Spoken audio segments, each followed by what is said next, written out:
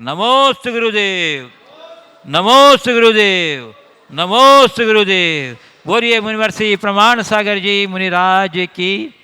और गुरुदेव, रिद्धि सिद्धि स्टोर सागर मध्य प्रदेश से पीयूष जैन पूछ रहे हैं, गुरुदेव किसी तथ्य का एनालिसिस करते समय किन किन बातों का ध्यान रखना चाहिए और किस प्रकार करना चाहिए ताकि तथ्य से भटक न जाए। देखिए, तथ्य की विवेचना या तथ्य का विश्लेषण करते समय आपने किन बातों का ध्यान रखने के संदर्भ में बात किया है। आपने देखा होगा, दही का जब मंथन होता है तब नवनीत निकलता है, लेकिन दही मथते समय मंथन करते वक्त पूरा ध्यान रखते हैं कि कहाँ मथना है, कितना मथना है। ज़्यादा मथ जाए तो नवनीत छिन्न भिन्न हो जाता है। इसी प्रकार जब हम किसी तथ्य का विश्लेषण करें तो इतनी सावधानी रखें कि वो तथ्य सुरक्षित रहे। तथ्य छिन्न भिन्न हो जाए तो उसके विश्लेषण का कोई अर्थ नहीं होगा। मूल को संभाल कर हम जितना और उसका विस्तार कर सके करने की कोशिश करनी चाहिए। जैसे एक रस्सी है, रस्सी का अगर हम विश्लेषण करें तो उसकी शक्ति को देखें, उसकी स्ट्रेंथ को देखें, उसकी गुणवत्ता को देखें, ये उसका सही विश्लेषण है। पर विश्लेषण के नाम पर रस्सी के जर्रे जर्रे को अलग कर दिए तो रस्सी का विश्लेषण नहीं, विनाश है। तो हमें हमेशा हर तथ्य के विश्लेषण से पूर्व इस बात का पूर्ण ध्यान रखना चाहिए कि हमारा उद्देश्य क्या है, मकसद क्या है। वही विश्लेषण उपयोगी है जो हमें हमारे प्रयोजन के निकट लाए। वो विश्लेषण कतई उपयोगी नहीं जिससे हमारा प्रयोजन ही हाथ से निकल जाए। गुरुदेव, सूरत गुजरात से सुरेश एम मेहता कह रहे हैं, गुरुदेव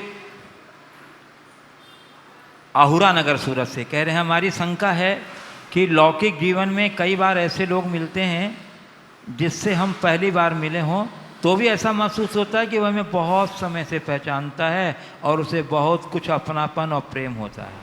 साथ ही ऐसा भी महसूस होता है कि कई लोगों को हम बहुत समय से पहचानते हैं और संपर्क में हैं, उसके साथ कुछ अनबन या कोई गलत व्यवहार उसकी ओर से नहीं हुआ है तो भी उसके प्रति कोई लगाव नहीं होता, बल्कि घृणा का भाव ये आता है। ऐसा क्यों? देखिए, जैन कर्म शास्त्र के अनुसार हमारे साथ एक कर्म होता है, आदेय नाम कर्म, और इसका उलट होता अनादेय नाम कर्म। आदेय और अनादेय इन दोनों नाम कर्मों का अपना प्रभाव होता है। आदेय नाम कर्म के उदय से व्यक्ति के व्यक्तित्व में एक सहज आकर्षण आता है। अपरिचित अनभिज्ञ व्यक्ति के प्रति भी खिंचाव उत्पन्न कर देते हैं। और अनादेय नाम कर्म के उदय में व्यक्ति चाहे कितना भी आकर्षक और गुण संपन्न हो, प्रभावशाली हो, वो उसके प्रभाव को छीन कर देता है, आकर्षण खत्म कर देता है। तो एक तो ये आदेय और अनादेय नाम कर्म के प्रभाव से हर व्यक्ति के व्यक्तित्व में अंतर आता है। दूसरा, हमारा कुछ अपना संस्कार भी रहता है। जो किसी की तरफ बड़ा आकर्षण और किसी के प्रति दूरी बना देते हैं। पूज्य गुरुदेव, अब इन्होंने स्थान का नाम गांव लिखा है, महाराष्ट्र, AS जैन। कह रहे हैं गुरुदेव, हमारी सोच सकारात्मक है या नकारात्मक, यह कैसे पहचाने, इसके लिए कुछ मापदंड दीजिए, क्योंकि कई बार हम भ्रमित हो जाते हैं सकारात्मक और नकारात्मक का निर्णय करने में। सकारात्मक, हमारी सोच सकारात्मक है या नकारात्मक, इसे आपने पूछा है हम कैसे पहचानें। इसका कुछ मापदंड दीजिए। देखिए, सीधी सीधी बात है, कोई घटना, कोई प्रसंग अगर उल्टी है, गलत है, तो भी हम पर उसका गलत प्रभाव नहीं पड़ रहा है, तो समझना हमारी सोच सकारात्मक है। और सही घटना और सही प्रसंग होने पर भी हमारे मन में गलत प्रतिभाव आ रहा है, तो समझना हमारी सोच नकारात्मक है। सकारात्मकता और नकारात्मकता को पहचानने का मैं समझता हूँ यही सरल मानदंड है। पूज्य गुरुदेव, पार्ले पॉइंट सूरत गुजरात से श्री अशोक गांधी कह रहे हैं, गुरुदेव जब जल गंदा हो तो उसे हिलाते नहीं बल्कि शांत छोड़ देते हैं, गंदगी अपने आप नीचे बैठ जाती है और फिर निथार कर स्वच्छ जल अलग कर लेते हैं। तो क्या गुरुदेव इसी प्रकार इस तत्व को हम अपने जीवन में घटित कर सकते हैं? 100% कर सकते हैं, 100% कर सकते हैं। अगर मनुष्य के अंदर थोड़ा धैर्य हो तो बड़ा फर्क पड़ता है। गुरु शिष्य दोनों जा रहे थे, उनके भोजन का समय हुआ, नदी के किनारे रुक गए। गुरु ने शिष्य से कहा, जाओ थोड़ा पानी ले आओ। शिष्य घाट पर गया तो देखा थोड़ी देर पहले एक बैलगाड़ी गुजरी और पूरा पानी मच गया, पानी गंदा हो गया। लौट आया, बोला गुरुदेव पानी पीने लायक नहीं है, पानी बड़ा गंदा है, बैलगाड़ी ने सारा पानी गंदा कर दिया। गुरु शिष्य को कुछ देर बातों में लगाए रखे। आधा घंटे बाद बोले जाओ पानी लेके आओ। बोले गुरुदेव पानी तो गंदा है। बोले जाओ ना, तुम जाओ, अभी जाओ, पानी साफ हो गया होगा। शिष्य गया, पानी साफ था, स्वच्छ था, पानी लेकर आ गया, लेकिन उसके दिमाग में एक प्रश्न उठ गया कि क्या मामला है। अभी थोड़ी देर पहले जब बैलगाड़ी निकली तो पानी पूरी तरह गंदा था, अब ये पानी एकदम साफ कैसे हो गया। उसने गुरु से पूछा, गुरुदेव ये क्या चमत्कार कर दिया आपने, आधा घंटे पहले वो पानी एकदम मलिन गंदा और अब एकदम साफ कैसे हो गया। तो गुरु ने कहा, बस ये धीरज का प्रताप है। आधा घंटा पहले बैलगाड़ी निकली तो नीचे के मिट्टी के कण ऊपर आ गए, पानी मलिन हो गया। आधे घंटे में पानी का प्रवाह आया, उसे बहा ले गया, पानी साफ हो गया, जो कण थे वो बैठ भी गए। तो बस मैं आप सबसे एक बात कहना चाहता हूं,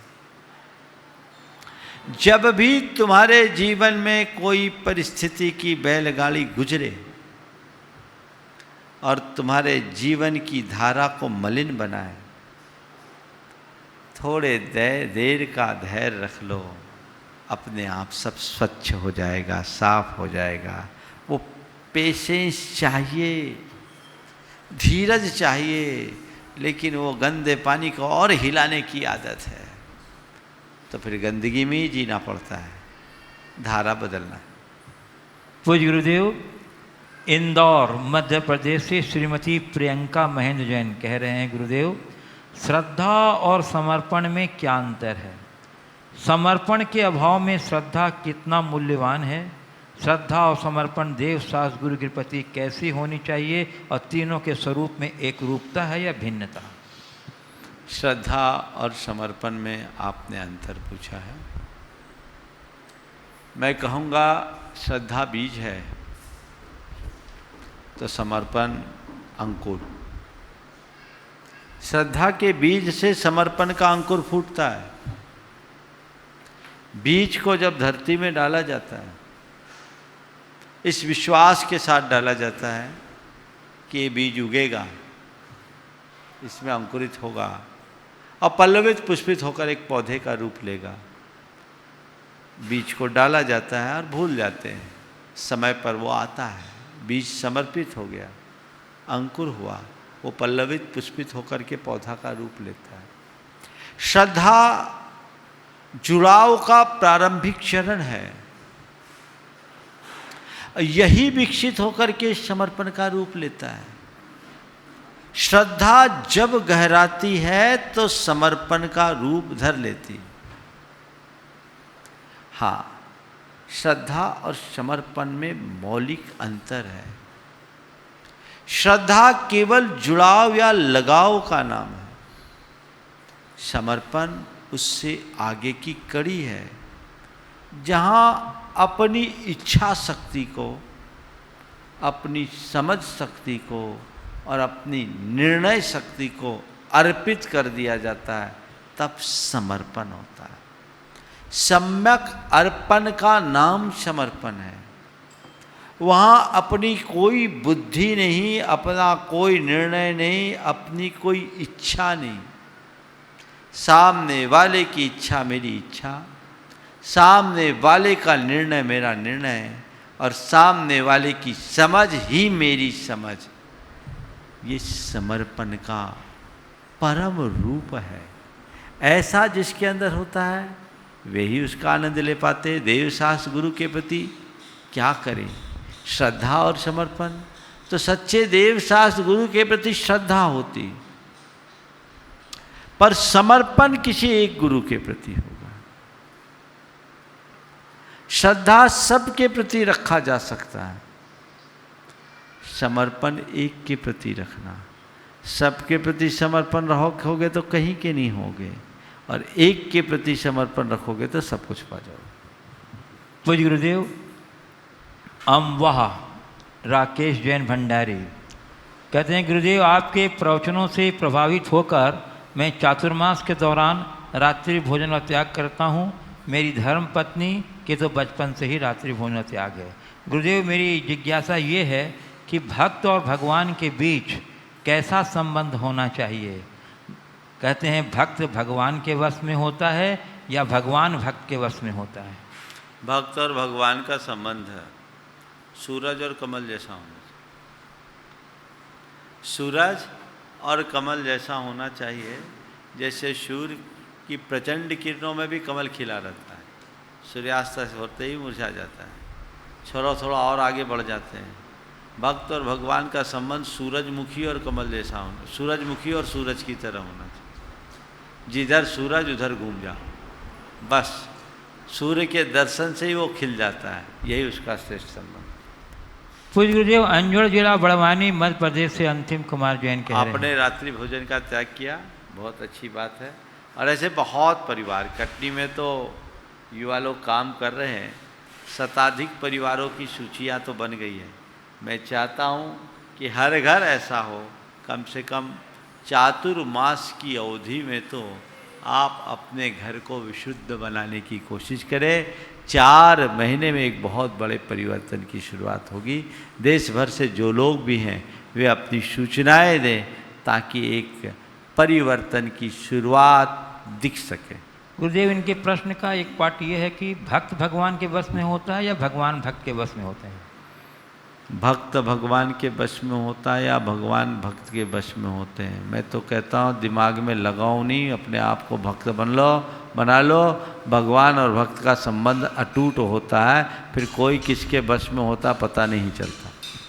पूज्य गुरुदेव, अंजड़ जिला बड़वानी मध्य प्रदेश से श्री अंतिम कुमार जैन कह रहे हैं, गुरुदेव आजकल टीवी के लगभग हर समाचार चैनलों पर 1 या 2 कार्यक्रम ऐसे जरूर आते हैं जिसमें किसी एक मुद्दे को लेकर 2 पक्ष एक दूसरे की कमियों पर जोर जोर से चिल्लाकर अपनी बात रखते हैं। और इस बहस में कई बार विभिन्न संप्रदाय के साधु और संत भी भाग लेते हैं, जबकि कहा यह गया है कि दूसरों की 1000 कमियों को जानने से अधिक बेहतर यह है कि हम अपने अंदर की एक कमी का एहसास कर लें। तो महाराज जी, लाखों लोगों के मानस पटल पर अच्छे विचार तो सिर्फ अमृत वचन बन कर रह जाते हैं, और ऐसे कार्यक्रमों को देखकर घरों, समाज और अन्य आयोजनों में बहस, तर्क वितर्क करना एक फैशन बनता जा रहा है। तो इसके लिए उचित मार्गदर्शन देने के पास देखिए, हमारे यहाँ इसको बिजिगुसु कथा कहा गया, और ये एक प्रकार की विकथा है। ये हमारे काम की नहीं है, ये हमारे लिए प्रयोजनीय नहीं है। अब चूँकि आजकल का समय तो टीआरपी का है, सारे चैनल्स के लोगों को अपनी टीआरपी बनाने की होती है, वो उसी तरीके से कार्य करते हैं, और लोग किसी भी मुद्दे पर इस तरह की बहस कर देते हैं। उस बहस का कोई औचित्य भी नहीं दिखता, और लोग अपने अपने तरीके से देखते हैं, अपनी अपनी बातें करते हैं। पर मुझे ये समझ में नहीं आता कि लोग उनसे क्यों चिपक जाते हैं। हमें खुद इन सब चीज़ों को देखना चाहिए, और ऐसी बातों को बहस का मुद्दा नहीं बनाना चाहिए। बहस का मुद्दा केवल उन्हीं विषयों को बनाना चाहिए जो सीधे धार्मिक, सामाजिक, राष्ट्रीय और सांस्कृतिक हितों से संबद्ध है। पूज्य गुरुदेव, ग्वालियर से श्री प्रद्युम्न जैन कह रहे हैं, महाराज जी, मेरे पिता ने हमारे कॉलोनी के मंदिर में जिनेंद्र भगवान को विराजमान करने के लिए शुद्ध चांदी का सिंहासन दान किया था, जिस पर भगवान 4-5 वर्ष तक विराजमान रहे। लेकिन मंदिर किसी का निजी होने के कारण और कॉलोनी के कुछ सम्मानीय लोगों ने मिलकर अनीतिपूर्वक हमारी अनुपस्थिति में भगवान को चांदी के सिंहासन से पीतल के सिंहासन पर विराजमान कर दिया है, जिससे हमें भारी उपेक्षा और पीड़ित महसूस कर रहे हैं अपने आप को। तो अब हमें सिंहासन को लेकर क्या करना चाहिए? आपने भगवान का सिंहासन चढ़ा दिया, भूल जाओ वो मंदिर का हो गया, आपका कहाँ है? तुम्हारा सिंहासन है कि भगवान का सिंहासन? मेरा सिंहासन, पाप। मैंने बेदी बना दी, बन गई, अब भगवान की बेदी, तुम्हारी नहीं। मैंने भगवान विराज दिया, ये भगवान हो गया, अब तुम्हारे नहीं।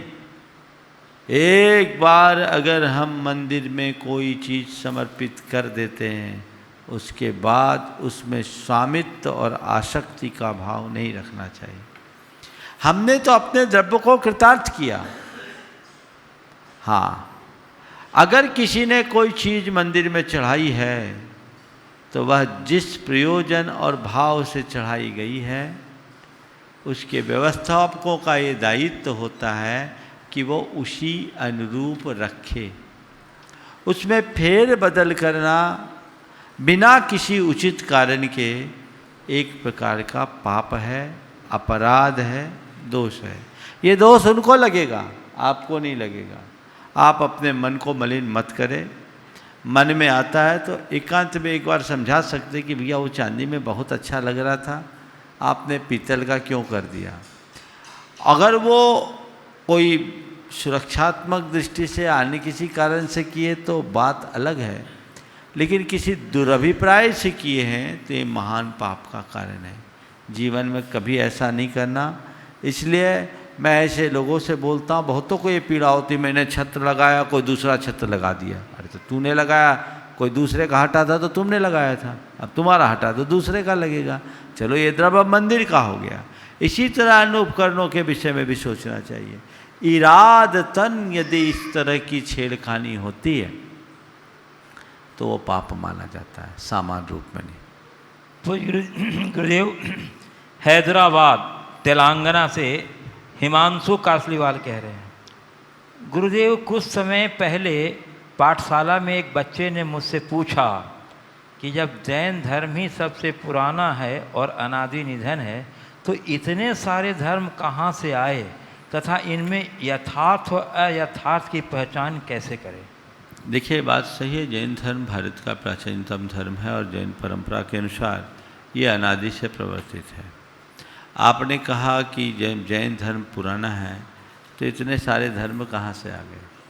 देखिए, तो स्वाभाविक है, जहाँ जैन धर्म हुआ वहीं अन्य धर्म हुए।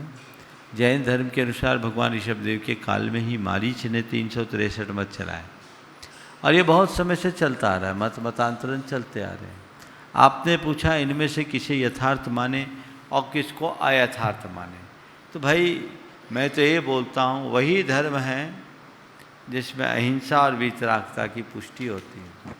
जो हिंसा और राग का पोषक है वो धर्म नहीं है। बस इस मर्म को जो जानता है वो जीवन की सच्चाई को समझ सकता है। इसी के आधार पर हम यथार्थ को पहचानेंगे। वस्तुतः हम धर्म किसको बोलते हैं, क्यों अपनाते हैं? जो हमारे जीवन को ऊंचा उठाए उसका नाम धर्म है। जो हमारे जीवन को पवित्र बनाए उसका नाम धर्म है। जो हमारे दुखों का सदा के लिए अंत करे उसका नाम धर्म है। तो हमें इसके लिए उसी धर्म का आलंबन लेना अपेक्षित है जो हमें पतन से बचाए। हिंसा और राग, हिंसा हमारा पतन करती है, राग हमें दुखी करता है। तो जो हमारा पतन करने वाला है और राग जो हमें दुखी बनाने वाला, वो धर्म कैसे हो सकता है? अहिंसा और वीतरागता से हम अपने जीवन का उत्थान और सुख की प्राप्ति कर सकते हैं। इसलिए अहिंसा और वीतरागता पोषक जिन धर्म को हम यथार्थ धर्म के रूप में मानते हैं। पूज्य गुरुदेव, पुणे महाराष्ट्र से प्रोफेसर कल्पना भटनागर कह रही हैं, गुरुदेव प्रायः लोग ऐसा कहते हैं कि बुद्धिजीवी भावना के स्तर पर बहुत कमज़ोर होते हैं, और मैंने इसे किसी हद तक अपने जीवन में महसूस भी किया है। परंतु गुरुदेव, सौभाग्य से अनायास मैं आपके द्वारा कराए जाने वाले भावना योग से जुड़ी, और अब मैं अपने आप को पूर्व की अपेक्षा भावनाओं के स्तर पर अपने को काफ़ी समृद्ध पाती हूँ। गुरुदेव, यह आपका उपकार है। मैं आपके इस उपकार का ऋण किस प्रकार चुकाऊँ, तथा एक जिज्ञासा है कि बौद्धिक विकास, भावनात्मक विकास एवं ज्ञानात्मक विकास, इनका स्वरूप क्या है, तथा ये परस्पर एक दूसरे से संबद्ध हैं या पृथक, और जीवन में व्यवहार निभाने के लिए तथा परमार्थ निभाने के लिए इन तीनों के बीच किस प्रकार संगति बैठाई जा सकती है, ताकि न तो व्यवहार उपेक्षित हो न परमार्थ। बौद्धिक विकास, भावनात्मक विकास और ज्ञानात्मक विकास का स्वरूप क्या है? पहला सवाल। देखिए, बुद्धि हम सब जानते हैं, बुद्धि का प्रखर हो जाना ही बौद्धिक विकास का आधार है। वर्तमान में बौद्धिक विकास के लिए बहुत सारे साधन हैं और प्रयास होते हैं। स्कूल से लेकर के विश्वविद्यालय तक जो कुछ भी होता है वह मनुष्य के बौद्धिक विकास का ही उपक्रम होता है। भावनात्मक विकास हमारे अंदर की परिणति है, वह उस परिणति का नाम है जिससे मनुष्य के अंदर संवेदना बढ़ती है। बुद्धि का संबंध मस्तिष्क से है और भावना का संबंध हृदय से है। तो भावनात्मक विकास हमारे हृदय से संबद्ध रहता है, और ज्यों ज्यों मनुष्य की संवेदना बढ़ती है त्यों तो उसकी भावना बढ़ते जाती है। आपने ज्ञानात्मक विकास की बात की है। सामान्यतया बुद्धि और ज्ञान को एक ही माना जाता है, इसलिए व्याख्याकार बौद्धिक विकास को ही ज्ञान के विकास का आधार मानते हैं। लेकिन भारतीय संस्कृति में ज्ञान को बुद्धि से ऊपर माना गया है। ज्ञान का संबंध अंतः की प्रज्ञा से है, वो हमारे विवेक से संबद्ध है। बुद्धि होना और विवेक होना, इन दोनों में बड़ा मौलिक अंतर है। बुद्धि का मतलब है हम कुछ जानकारी पा लें, और विवेक का मतलब है हम समझ विकसित कर लें। ज्ञान और समझ में बड़ा अंतर है। वो विवेक हर किसी को नहीं होता। समाज में बहुत से ऐसे लोग रहे हैं जो बौद्धिक दृष्टि से ज़्यादा ज्ञानी नहीं थे, लेकिन उनने जो समझ पाया अपने अनुभव से, आज बड़े बड़े बुद्धिजीवी उस पर पीएचडी कर रहे हैं। चाहे हम कबीर की बात कहें, चाहे तुलसी की बात कहें, चाहे सूरदास की बात कहें या अन्य ऐसे लोगों की बात कहें, ये बहुत ज़्यादा बौद्धिक नहीं थे। इनके पास कोई डिग्री और उपाधियां नहीं थी, लेकिन इनके पास जो ज्ञान था वो अनुभव अर्जित ज्ञान था। उनके अंदर जो जीवन की समझ थी उसका दर्शन आज उनके द्वारा रचित साहित्य में मिलता है। बहुत से ऐसे अनपढ़ लोग हैं जिनके पास बहुत ज़्यादा समझ दिखती है, और बहुत सारे बुद्धिजीवी हैं जिनके पास समझ नहीं है। एक जगह कुछ इंजीनियर लाइन डाल रहे थे, एक जिगजैग पाइप था, वो 5-7 जगह से ऐसे जिगजैग था, उसमें वायर डालना था, लंबा पाइप था, इस तरफ से उस तरफ कैसे निकाले, दिमाग लगा रहे थे। 4-5 इंजीनियर लगे, सब ने अपनी बुद्धि लगाई। घंटा 2 घंटा हो गया, माथा पच्ची करते करते उनका काम नहीं हुआ। वहीं एक गलरिया का बच्चा बैठा था, बहुत देर से देख रहा था कि ये लोग मशक्क़त कर रहे हैं। उसने कहा मैं आपकी मदद कर सकता हूँ। बोले तू क्या मदद करेगा? गलरिया कहाँ तक पढ़ा? बोले हम पढ़े नहीं, हम तो स्कूल भी नहीं गए। बोले हमारी क्या मदद करेगा, हम इंजीनियर जिसमें फेल हो गए। बोले हम नहीं जानते ये इंजीनियर क्या होता है, लेकिन आप कहो तो हम आपकी समस्या का सॉल्यूशन दे देंगे। बोले कैसे देगा? बोले देंगे बस, लेकिन आपको उसके लिए हमें 500 रुपये देना पड़ेंगे। पैसे तो देंगे, लेकिन तू पकड़ कैसे सॉल्यूशन? बोले अब भी करते हैं। उसने एक चूहे को पकड़ा, उसके पूंछ में तार बांधा और चूहे को पाइप में घुसा दिया। चूहा इधर से घुस के उधर से निकल गया। 2 मिनट में पाइप इधर से उधर हो गया। यह है ज्ञानात्मक विकास की पहचान। भौतिक विकास वाले धरे रह गए। तो बुद्धि से ऊंचा स्थान ज्ञान का है।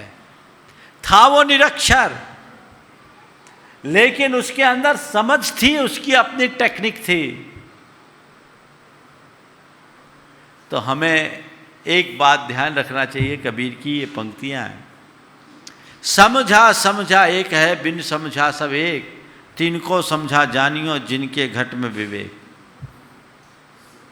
तो जीवन में विवेक, और विवेक क्या है?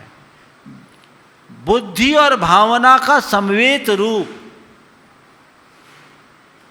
निरी भावना में बहना भी बहुत अच्छी बात नहीं है, और शुष्क बुद्धिवादी बनना भी अच्छी बात नहीं है। मनुष्य को बौद्धिक होने के साथ साथ भावनात्मक दृष्टि से भी संपन्न होना चाहिए, तभी वह अपने जीवन में हर क्षेत्र में सफल होगा। वह अपने लौकिक, पारमार्थिक और व्यवहारिक जीवन में सफलता हासिल कर सके। पूज्य गुरुदेव,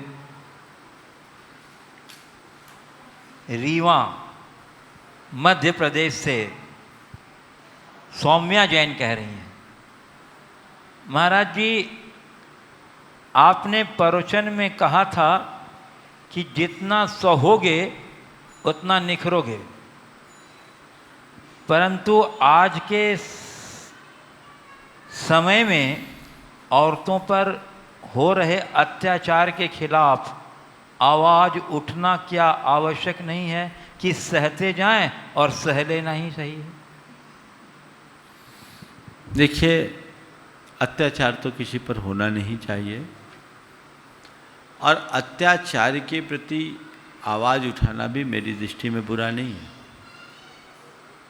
लेकिन मैं मानता हूँ कि कई जगह हम अत्याचार को भी ठीक तरीके से समझते नहीं।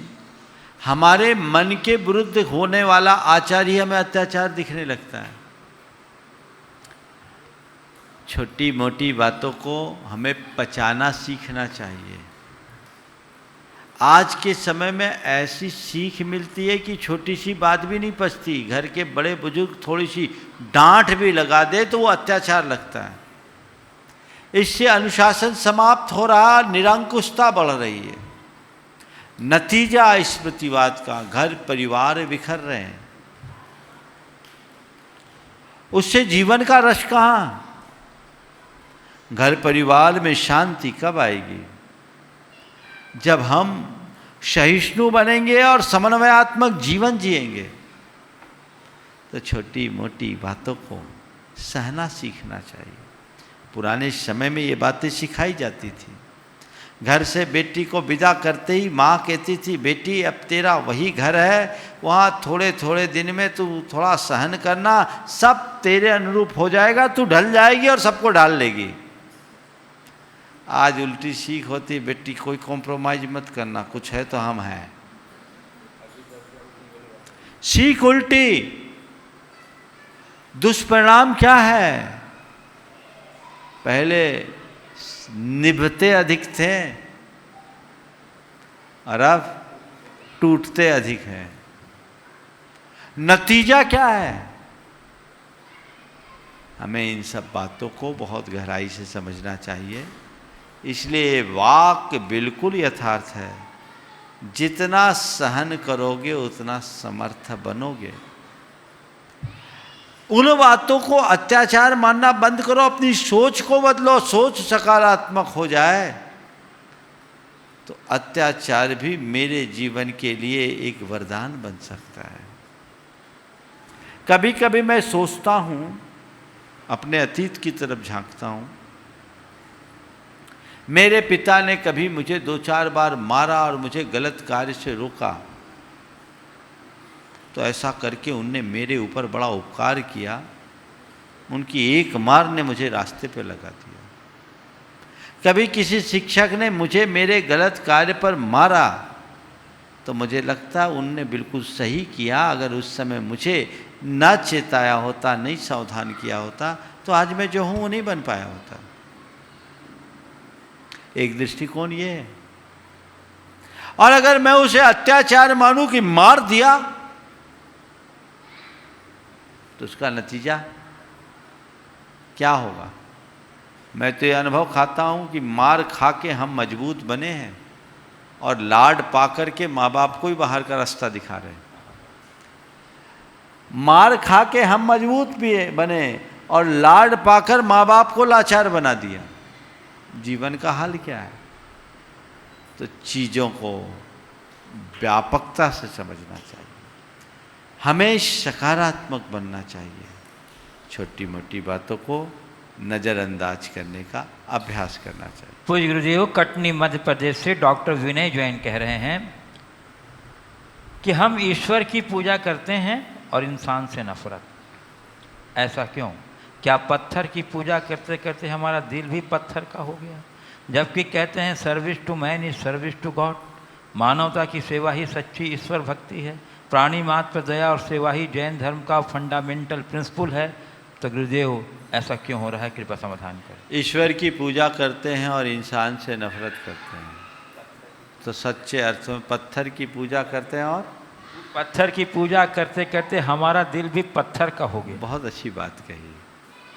सबसे पहली बात तो मैं ये कहूँगा कि जो व्यक्ति ईश्वर की पूजा करता है,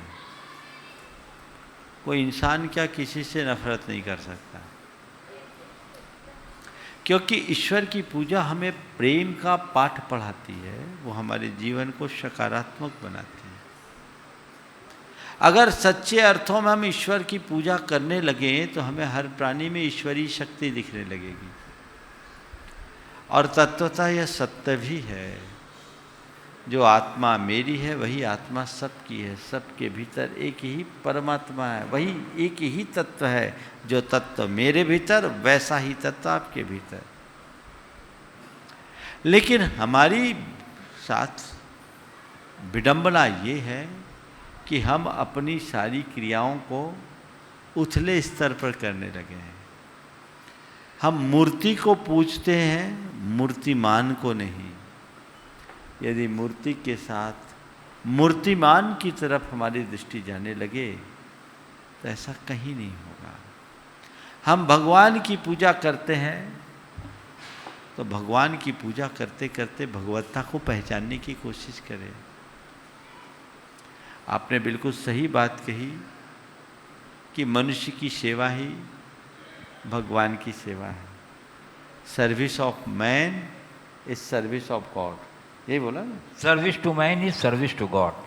service to man is to service to God, ये बिल्कुल सही है। इंसान की सेवा में भगवान की सेवा है, पर ये प्रेरणा हम भगवान से ले सकते हैं। इसलिए हम भगवान की पूजा करें, सेवा करें, लेकिन ये मान करके चले कि मनुष्य की सेवा भी किसी पूजा से कम नहीं है। वहाँ अगर हम सकारात्मक प्रेरणा पाते हैं तो वो हमारे जीवन के लिए एक बहुत बड़ी उपलब्धि बन सकती है।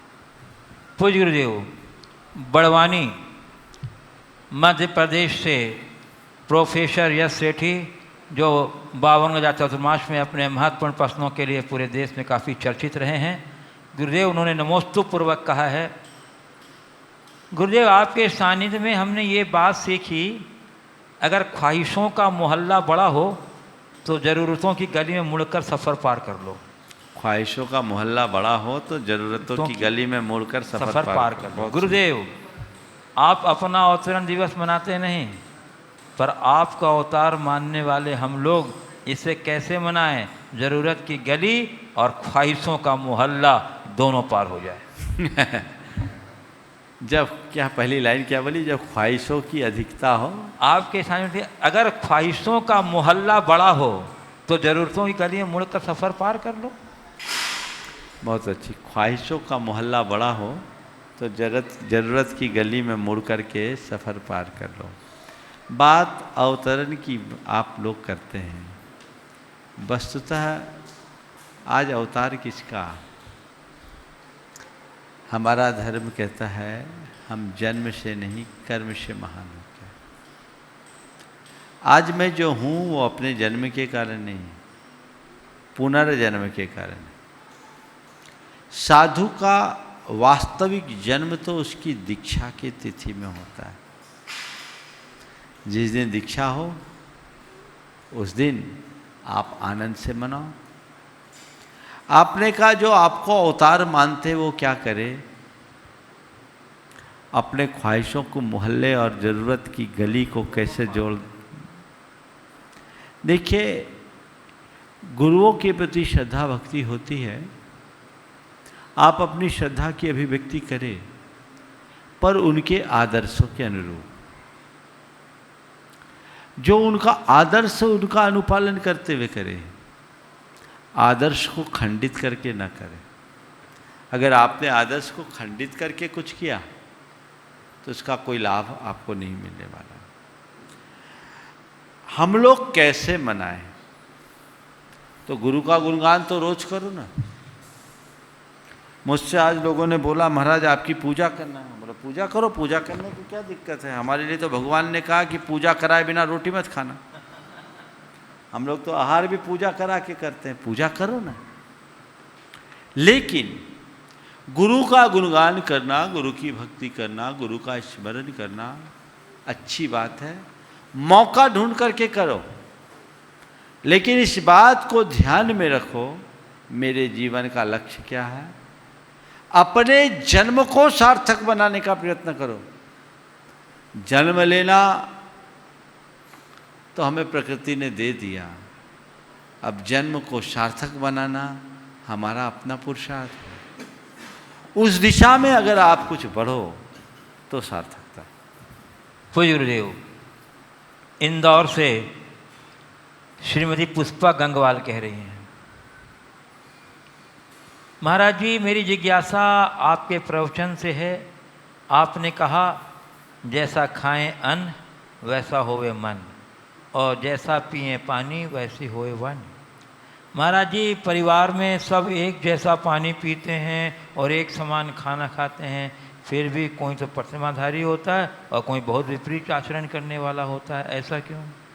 देखिए, अन्न और पानी का संबंध है और ये बिल्कुल उक्ति सही है। जैसा खावे अन्न वैसा होवे मन, जैसे पीवे पानी वैसी हो वाणी। लेकिन यही कारण नहीं है, इसके साथ संगति और उस जीव के खुद के अपने संस्कार, सब कारण बनते हैं। तो एक कार्य में अनेक कारण जुड़ते हैं। अन्न और पानी भी एक कारण है, लेकिन इसके साथ अन्य चीज़ें भी। ऐसे लोग अगर भोजन पानी में पूरी तरह सात्विकता ले आए और अपनी संगति को बदल दे तो वह सब गुण निखर सकते हैं। गुरुदेव, कानपुर निवासी जयपुर प्रवासी श्री अरविंद कुमार जैन कह रहे हैं, गुरुदेव मेरी जिज्ञासा यह है कि आचार्य भगवान गुरुवर विद्यासागर जी महाराज की जो पुण्य वर्गणाएँ उनके पास विद्यमान हैं, क्या वे वर्गणाएँ संघ के संगस्थ मुनिजन यानी आप लोगों को ही महसूस होती है? हम गृहस्थ श्रावक क्या उन वर्गणाओं को कैसे फील और महसूस कर सकते हैं? कृपया इस जिज्ञासा पर आपका प्रकाश चाहता हूँ। देखो, मैं तो आपको सलाह देता हूँ, कुछ करने की ज़रूरत नहीं है। छायादार पेड़ के नीचे जाओ, चारों तरफ तपती धूप हो, छाया की अनुभूति अपने आप हो जाती है। उसके लिए अलग से कोई प्रयोग करने की जरूरत पड़ती है क्या? शरण में तो जाओ। तुम वर्गनाओं को खींच रहे हो, अरे उनकी वर्गनाओं को लेने की कोई जरूरत नहीं है। उनके चरणों में अपने आप को अर्पित करने की जरूरत है। सब चीज़ें अपने आप प्रकट हो जाएगी और हम ये कैलकुलेशन करते रहेंगे तो जो मिलना चाहिए उससे भी वंचित हो जाएंगे। पूज्य गुरुदेव, छपरौली बागपत उत्तर प्रदेश से वर्णिका जैन कह रही हैं, महाराज श्री मेरी उम्र 10 वर्ष है। मेरी जिज्ञासा है कि हम टीवी पर आपका संघ का समाधान सुनते हैं जो कि लगभग 50 मिनट का होता है। महाराज श्री अगर हम पूरा प्रोग्राम एक ही स्थान पर बिना हिले डुले बैठकर सुनते हैं तो क्या यह हमारी एक सामायिक मानी जाएगी? 10 वर्ष की बच्ची ने पूछा। देखिए, सामायिक क्या है? आर्त रौद परित्याग तद्धि सामायिकम मतम। आर्त रौद ध्यान के परित्याग का नाम सामायिक है या समदा सामाय्यम नाम। अगर बिना हिले ढुले आप बैठ रहे हैं तो उतनी देर की सामायिक जैसा ही तो है, ये एक प्रकार का स्वाध्याय है। तो आप ऐसा कर सकते, करिए। पर हाँ, ये मैं उनके लिए कह रहा हूँ जिनके सामायिक का नियम नहीं है। नहीं तो जिनके सामायिक का नियम है बोले इसी में बैठ जाओ तो हमारी सामायिक हो गई। तो एक साथ दो काम ठीक बात नहीं। कई लोग तो करते हैं ऐसे, माला भी गिनते रहते हैं और प्रवचन भी सुनते रहते हैं। और माला गिन रहे कि प्रवचन सुन रहे हैं? सच्चे अर्थों में देखा जाए ना माला गिन पा रहे हैं ना प्रवचन सुन रहे हैं। तालमेल बना करके चलना चाहिए। पर बहुत अच्छी बात है, एकाग्र चित्त होकर के इतनी देर करना ये विशिष्ट लाभ है। और अगर आप स्थिरतापूर्वक सुनते तो उसका प्रभाव भी आपके जीवन में गहरा पड़ेगा। प्रयास यही करना चाहिए। पूज्य गुरुदेव, कटनी से सुभाष जैन कह रहे हैं कि व्यक्ति की पहचान उसके विचारों से करें या कृत्यों से? गुरुदेव, विचार और कृत्य दोनों कर्मों से प्रभावित रहते हैं, ऐसे में सही पहचान किस प्रकार कर सकते हैं? व्यक्ति की पहचान उसके विचारों से करे या कृत्यों से? विचार और कृत्य दोनों कर्मों से है। देखिए, हमें कृत्य दिखते हैं, विचार तो दिखते नहीं। मेरे मन में क्या चल रहा है आपको पता है क्या? हाँ, जो मैं प्रकट करूंगा वो आपको पता लगेगा। विचार भी प्रकट होने पर कृत्य बन जाते हैं और कृत्यों के आधार पर मनुष्य के विचारों का अनुमान लगाया जा सकता है। ये इस स्तर के विचार वाला या इस विचारधारा का कृत्यों के आधार पर पता लगाया जाता है। तो विचार और कृत्य दोनों एक दूसरे के साथ जुड़े हैं, पर हमें दिखता कृत्य है। कृत्यों के माध्यम से मनुष्य के विचारों का अनुमान लगाया जा सकता है। आपने ये कहा दोनों कर्म के आश्रित है, ये बात पूरी तरह लागू नहीं होता है। हमारे विचार और कृत्य कर्म के अनुरूप होते हैं, लेकिन ऐसा नहीं है कि पूरी तरह से कर्मों के नियंत्रण में ही हो। हम अपने पुरुषार्थ से अपने विचारों को और कृत्यों को परिवर्तित भी कर सकते हैं, उनमें निखार भी ला सकते हैं। तो जो हमारे हाथ में है हमें उसके लिए प्रयासरत होना चाहिए। पूज्य गुरुदेव कटनी मध्य प्रदेश से श्री जय कुमार जैन गुड्डा कह रहे हैं, गुरुजी आप कहते हैं कि सभी को कुलाचार का पालन करना चाहिए, परंतु गुरुदेव यदि गृहस्थी का एक पहिया साथ ही नहीं दे रहा हो तो हम कुलाचार के पालन में कैसे खुद को मजबूत बनाएं ताकि हमें अपने सहयोगी का भी सहयोग मिल सके।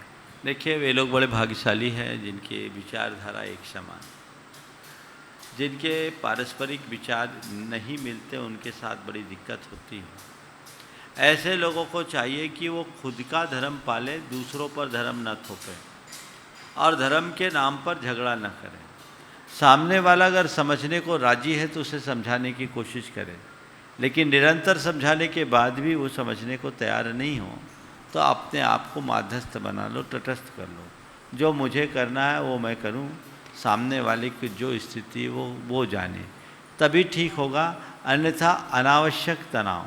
मैं एक ऐसे दंपति को जानता हूँ जिसमें पति बड़ा धर्मात्मा और पत्नी एकदम विपरीत। पति एक प्रतिमाधारी जैसा जीवन जीता है और पत्नी के कोई हिसाब किताब नहीं। उम्र करीब 50 साल की हो गई, लेकिन अभी भी उनके कोई शौक़ नहीं छूटे, वो उसी तरीके से जीते हैं। हमने एक दिन पूछा, ये पूरब पश्चिम एक जगह कैसे? बोले महाराज, बाकी मामलों में अपना है, वो मेरी पत्नी है, मैं उसका पति हूँ, फेरे पाड़ के लाया हूँ, पत्नी को बदल नहीं सकता, मैं अपने आप को बदल नहीं सकता। महाराज शुरुआत में किचकिच करती थी, मैंने एक दिन उससे विनम्रता से कह दिया कि विवाह के पहले ही मैंने तेरे को बता दिया था कि मेरी धार्मिक अभिरुचि है, तेरी रुचि नहीं है, कोई चिंता नहीं, मैं अपनी रुचि तुझ पर कभी नहीं थोपूंगा, पर तू एक काम करना, मेरे रास्ते में बाधक मत बनना। पत्नी ने कहा, मैं आपका साथ नहीं दे सकती। उसने कहा, इस मामले में साथ नहीं चाहिए, मैं अपना काम करने में सक्षम हूँ। अपना बना खाता, अपना काम करता है और चल रहा है। अगर दोनों एक दूसरे पे थोपा थापी करते तो पता नहीं डिवोर्स की नहीं बता जाती और पता नहीं किस किस प्रकार का महाभारत मचता। तो जब भी हो हम ऐसे लोगों को प्रेरणा दें और प्रेरणा देकर के काम करने की बात करें। मान जाए तो अच्छी बात है, न माने तो अपना काम करें और आपको न रोके, यही आपके लिए बड़ी उपलब्धि। पूज्य गुरुदेव पठारी जिला विदिशा मध्य प्रदेश से प्रतीक जैन कह रहे हैं, महाराज जी मुझे ज्ञान अर्जन करना है, परंतु मेरी रुचि लौकिक की ओर बिल्कुल नहीं है, अध्यात्म की ओर है। तो गुरुदेव क्या लौकिक ज्ञान अध्यात्म में बाधक है? बिना लौकिक ज्ञान के अध्यात्म में प्रवेश कर सकते हैं या नहीं, और अध्यात्म को किस प्रकार आत्मसात करूँ? देखिए, ज्ञान में रुचि है, बहुत अच्छी बात है। कोई ज़रूरी नहीं कि लौकिक ज्ञान हो तभी आप अध्यात्म में प्रवेश करें। लौकिक ज्ञान तो केवल एक ऊपर की चीज़ें हैं। हमें जीवन की समझ होनी चाहिए, आधारभूत बातें जितनी चाहिए उतनी हो गई। कोई बड़ी डिग्री से कोई ज़रूरत नहीं। हमारे गुरु के पास कौन सी डिग्री, वो 9वीं पास। हमारे पास भी कोई बहुत बड़ा लौकिक ज्ञान नहीं, हमारे पास कोई डिग्री नहीं, मैं भी मैट्रिक हूँ। दुनिया में बहुत सारे लोग हैं, लेकिन अनुभव अंदर से आता है। आपके अंदर अध्यात्म की रुचि है, परमार्थ की बातों का अध्ययन करें, ज्ञान अपने आप निखरेगा और वो आपके जीवन का कल्याण करेगा। पूज्य गुरुदेव कटनी से ही रोशनी जैन संत नगर से कह रही हैं, महाराज जी मेरा प्रश्न है, बच्चों को धार्मिक संस्कार और सामाजिक संस्कार में से पहले कौन से संस्कार से संस्कारित करना चाहिए? कृपया समाधान करें। अरे, सामाजिक संस्कार को धर्म से अलग थोड़ी देखा जाता है। हमें संस्कारों से युक्त करना चाहिए, उसमें सब प्रकार के संस्कार हैं। सुसंस्कारित बनाइए, सामाजिक रीतियों और नीतियों को भी जानना चाहिए और धार्मिक परंपराओं का भी ज्ञान होना चाहिए। पूज्य गुरुदेव कटनी से ही सुभाष जैन कह रहे हैं, मेरा प्रश्न है कि संसार का हर व्यक्ति सभी लोगों से ईमानदारी सत्यशालीन व्यवहार चाहता है। इसका अर्थ वो धर्म जानता है और दूसरों से धर्म के अनुरूप लेता है, पर जानते हुए भी वैसा देना नहीं चाहता। इसका क्या कारण है? बिल्कुल ठीक है, ये हमारी दोहरी मनोवृत्ति का परिणाम है। हम चाहते हैं कि सामने वाला हमसे धर्म के अनुरूप व्यवहार करे, पर हम उसके प्रति धर्मानुकूल व्यवहार करना मेरा धर्म ये नहीं जानते। ये दोहरा दृष्टिकोण है, ये नज़रिया बदलना होगा। धर्म का सच्चा स्वरूप तो यही है कि जम इच्छसि अपनतो जम च न इच्छसि अपनतो तम इच्छ परसव्य एत्येगम जिनशासनम। जैसा तुम सामने वालों से अपने प्रति चाहते हो और जैसा तुम सामने वालों से अपने प्रति नहीं चाहते, सामने वालों के प्रति वैसा ही व्यवहार करो। यही धर्म का सार है। बाकी धर्म के नाम पर केवल दिखावा। अगर आप चाहते हो कि सामने वाला मेरे अनुकूल रहे, तो आपको भी चाहिए कि आप सामने वालों के अनुकूल बनिए। किसी की प्रतिकूलता, किसी का दुर्व्यवहार आपको पसंद नहीं है, तो आपको भी चाहिए किसी और के प्रति आप दुर्व्यवहार न करें।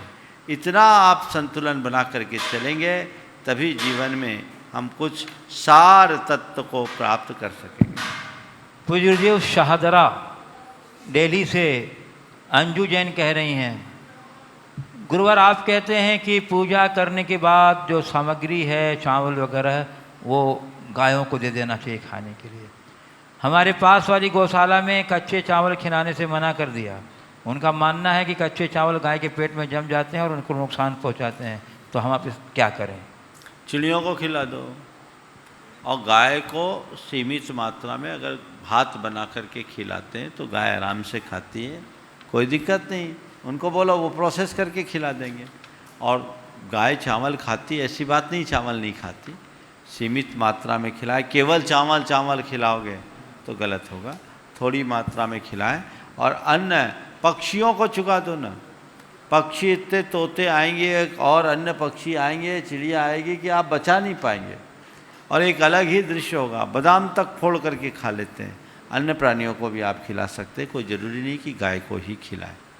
पूज्य गुरुदेव बिनौली बागपत यूपी से नितिन जैन कह रहे हैं, महाराज श्री किसी ने क्या खूब कहा है कि एक अच्छी पुस्तक 1000 मित्रों के बराबर होती है, किंतु एक अच्छा मित्र पूरी लाइब्रेरी के बराबर होता है। तो महाराज श्री एक अच्छा मित्र कैसे चुने? आज का सुबह का प्रवचन एक अच्छा मित्र कैसे बनाए इसी पर था। किसे बनाए अपना मित्र, इस विषय पर था। आप सुबह का प्रवचन सुन लें, उसमें आपको पूरा सार तत्व मिल जाएगा और उसी में हमारे जीवन का पथ प्रशस्त होगा। हम सब अपने जीवन को सही दिशा दें और उसी अनुरूप चले। इसी शुभ भाव के साथ समय आप सबका हो रहा है। यहीं पर विराम। बोलिए परम पूज्य आचार्य गुरुवर श्री विद्यासागर जी महाराज।